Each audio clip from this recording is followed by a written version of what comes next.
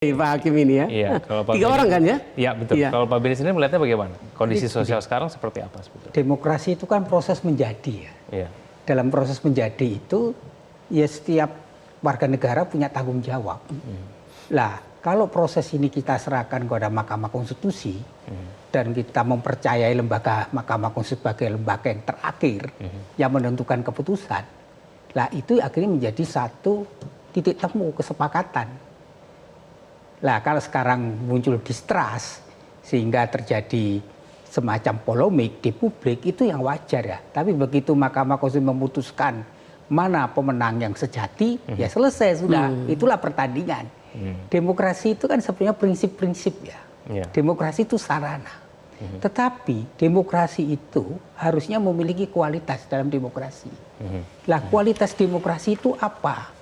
Bapak bangsa itu menggambarkan dengan baik dalam pembukaan Berdasar 45 sebenarnya. Jadi kalau kita bicara demokrasi itu harus kembali kepada pembukaan itu. Apa cita-cita kemerdekaan itu? Cita-cita kemerdekaan itu kan bagaimana membangun masyarakat yang sejahtera, adil dan makmur, cerdas bangsa, bagaimana berasa aman, dan juga Indonesia berperan di dunia internasional untuk menjaga perdamaian. Lah, kalau kualitas demokrasi itu mengacu kepada semangat dari para pendiri bangsa, yaitu pembukaan Undang-Undang Dasar 45, maka harusnya demokrasi sarana alat. Lah bagaimana menuju sarana alat itu harusnya itu yang harus diperjuangkan.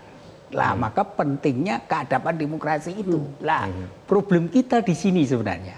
Jadi keadaban demokrasi itu yang substansi yang harusnya menjadi acuan dari semua partai politik. Maka dalam demokrasi itu semacam sebuah pertandingan ide dan gagasan untuk meyakinkan publik. Sehingga publik merasa bahwa ekspresi pilihan-pilihannya itu bisa mewujudkan cita-cita hidup berbangsa, bernegara. Pak Beni, tapi banyak yang menyebut persoalan pemilu ini berakar dari penerapan demokrasi kita yang liberal. Apakah memang demokrasi pada saat ini sudah tidak sejalan dengan Pancasila, Pak Beni? Ya kalau kita lihat ya, demokrasi Pancasila itu apa sih? Intinya kan rasa kan. Jadi ada rasa ketuhanan, kemanusiaan, persatuan, kerakyatan, dan keadilan. Lah kita memiliki mekanisme dalam sila keempat musyawarah mufakat, mencari titik temu. Maka demokrasi kita sebenarnya yang dibedakan dengan yang lain adalah bahwa kita yang dikatakan oleh Soekarno-Hatta, kita ingin membangun sistem yang tersendiri. Lah sistem tersendiri itu apa? Demokrasi Pancasila. Lah persoalannya, bagaimana mewujudkan demokrasi Pancasila? Itu yang harusnya dibangun diskursus. Itu yang harusnya menjadi semacam bagaimana itu bisa diwujudkan. Sehingga dalam proses demokrasi kan proses menjadi. Maka kalau kita ingin membangun demokrasi yang betul-betul berkarakter Indonesia, karena karakter kita itu beda dari Sabang sampai Merauke misalnya. Dan kalau kita lihat dengan kualitas masyarakat kita yang rata-rata tingkatannya masih SD dan kebanyakan tidak lulus SMP, SMA, itu kan berarti kan demokrasi kita harus kita perbaiki.